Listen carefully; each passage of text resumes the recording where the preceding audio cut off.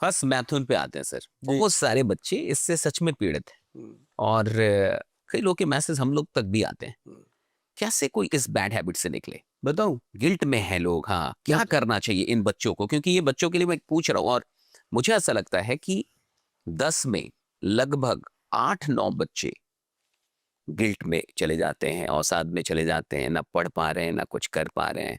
वही बात है, पेरेंट्स से शेयर नहीं कर सकते, किसी को बता नहीं पा रहे। प्रॉब्लम तो है इसकी। एक नुस्खा है हाँ, इसका बताइए। बच्चों के लिए, ठीक। थोड़ा सा अध्यात्मक है। ठीक। सरसों का तेल हम्म।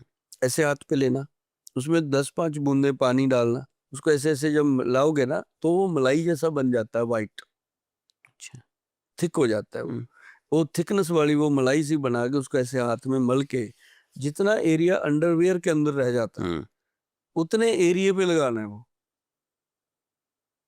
आई बात समझ में? सरसों का तेल और उसमें पानी के कुछ। कुछ बूंदे मिला के उसको अपने इतने एरिया में लगा दो, 8-9 इंच का हम्म। एरिया, बैक भी और फ्रंट भी हम्म। पूरा लगा दो, चाहे लड़की हैं चाहे लड़के हैं। हम्म। मतलब ये मैंने बोल दिया सीधे सीधे कि गुप्त अंगों पे लगाना है, ठीक। पीछे भी, गुदा पे भी, हम्म। आगे भी। हम्म।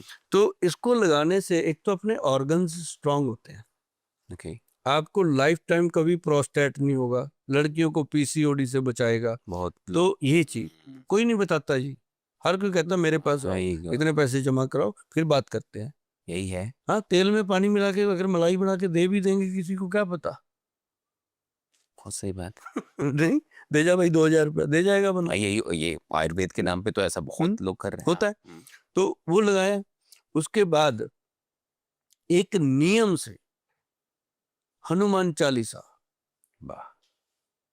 हनुमान चालीसा एक बार पढ़ी जाए, 2 बार पढ़ी जाए, 4 बार पढ़ी जाए, अगर 5 बार पढ़ी जाए तो बहुत बढ़िया। जैसे लिखा ना, जो 7 बार पाठ कर कोई छूटे बंदी महासुख होए। 7 बार का मतलब तो वो 7 बार लिखा उन्होंने, 100 बार।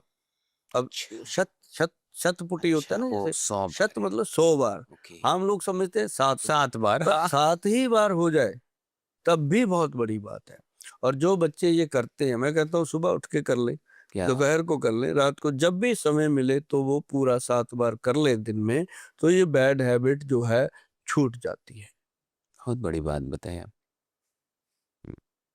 जो भी बच्चे मुझे लगता है यहाँ देख रहे हैं वो शुरू कर देंगे, क्योंकि लोग तो जो बजरंगबली को मानते हैं उसका करें, जो जिसको मानते हैं उसका करें। दूसरी चीज की, क्या सेक्सुअल जो डिजीजेस हैं क्या वो सच में सही होते हैं? कई ऐसे भी लोग हैं जिनके पास ये डायलेमा है कि ये सही होता है नहीं होता। कुछ ऐसे भी लोग हैं जो बहुत डॉक्टर के पास जा चुके हैं, आयुर्वेद से लेके एलोपैथी, और निराश हैं।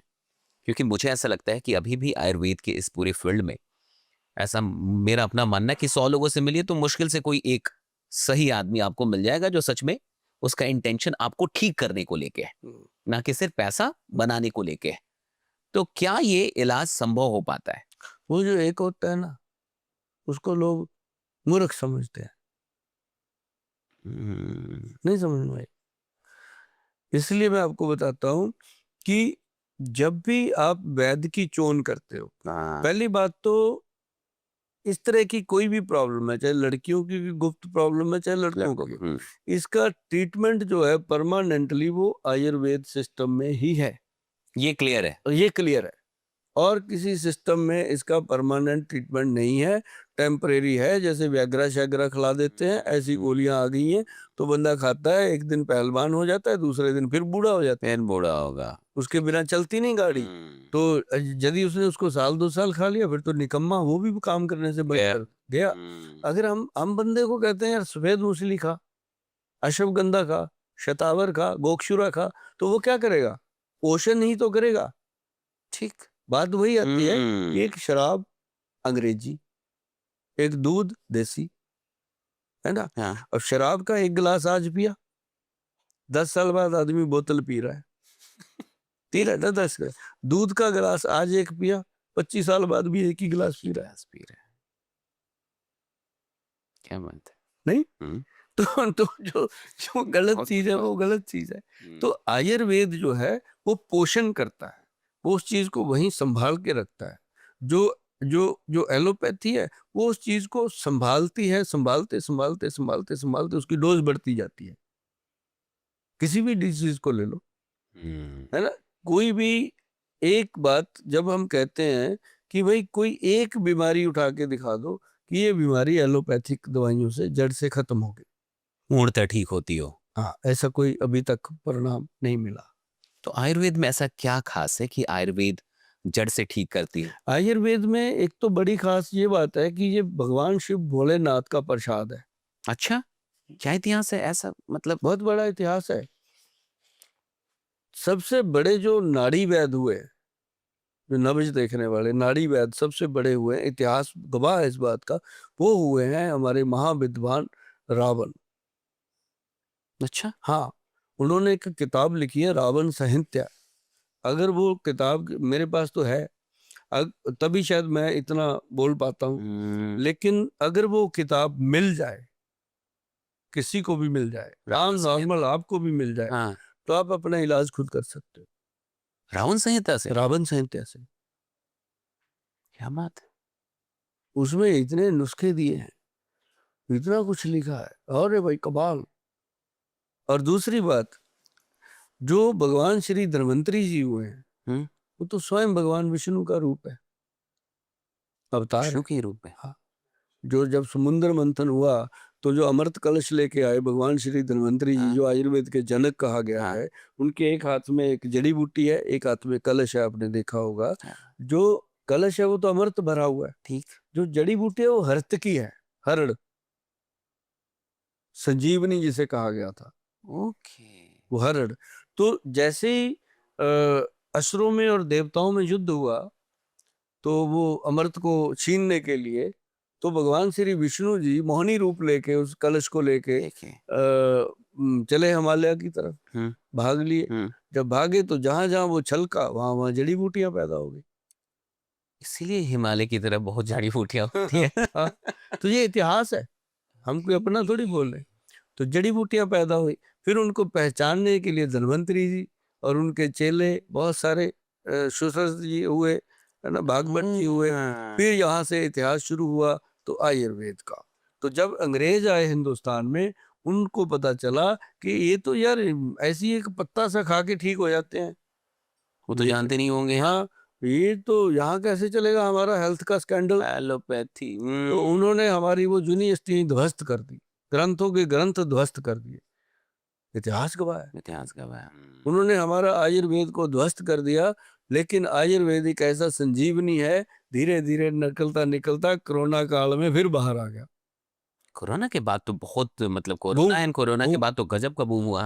अब देखो, पहले तो हमारे जो बहुत ही आदरणीय स्वामी रामदेव जी हुए, उन्होंने आयुर्वेद को बहुत ऊपर उठाया। हम उनका आदर करते हैं, सत्कार करते हैं। हम उनको मिले नहीं, कभी देखा नहीं, नो। पर्सनली नहीं मिले। लेकिन जो उन्होंने आयुर्वेद के लिए किया, जो मोदी जी ने किया, वो नहीं कोई कर सकता। बहुत सही।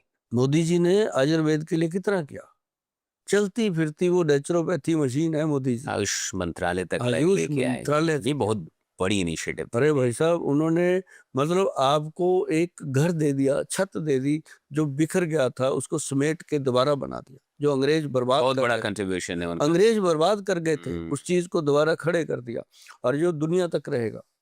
तभी तो हम जैसे लोग नहीं आगे दोबारा से 1.5-2 लाख के प्रोडक्ट लेकर के, क्योंकि हमें पता है कि भाई आप 8 लाख दे के घुटने चेंज कर रहे हो, तो हमारा 1.5 लाख रुपए खर्च करके बचा क्यों नहीं सकते इनको ऑपरेशन और से। ओरिजिनल आयुर्वेद महंगा होता भी है। ये जो भस्म, अच्छा भस्म बनता कैसे है? ओरिजिनल आयुर्वेद कभी महंगा नहीं होता। आपने कभी चाय बनाई घर पे? बनाते हो? मैं हमेशा बनाता रहता हूँ, लेकिन एक बार मुझे चाय बनवानी पड़ गई। घर पे लेबर लगी हुई थी, तो मैडम कहते हैं आज मेरी तबीयत ठीक नहीं, लेबर के लिए चाय ना बाहर से बनवा लो। हम्म। मैं कहा यार बढ़िया नहीं बनाते ये, चल मैं दूध ले आता हूँ। तो मैंने 10 लोगों के लिए चाय बनवानी थी। मैं बड़ी अच्छी बात आपको बताने जा रहा हूँ एक्सपीरियंस की। 10-12 के लोग थे जो लेबर लगी हुई थी। तो मैंने दूध लेके आया, तो दूध लेके उसको चाय वाले को दिया। ठीक। उसको मैंने कहा भी इसमें पत्ती डाल, ये डाल। तो मेरे ख्याल है दूध जो था हमारा 70-75 रुपए का दूध था। हम्म। तो उसने भी ले लिया मेरे से 50 रुपए का। तज मुझे भी दो, मैंने आपको पत्ती डाली, चीनी डाली, पानी डाला, बना के दी। हाँ, ठीक है। भाई बात तो ठीक है सही, तेरी, हाँ। है ना। तो जब मैंने आके देखा, मेरे को तो 10 रुपए का एक कप पड़ रहा है। मैंने तो कभी सोचा ही नहीं था।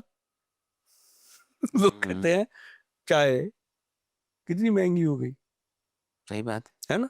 हर चीज महंगी है। 10 कप चाय पी जाते हैं, उसको महंगी नहीं मानते, 100 रुपए की। अगर मैं कहता हूँ एक कैप्सूल खा लो एक्स प्लस रात को, सुबह थैंक यू बोलेंगे आपके घर वाले, तो वो कहते हैं महंगा। महंगा है। भाई क्यों? है ना? तो ये छोटी छोटी बातें हैं।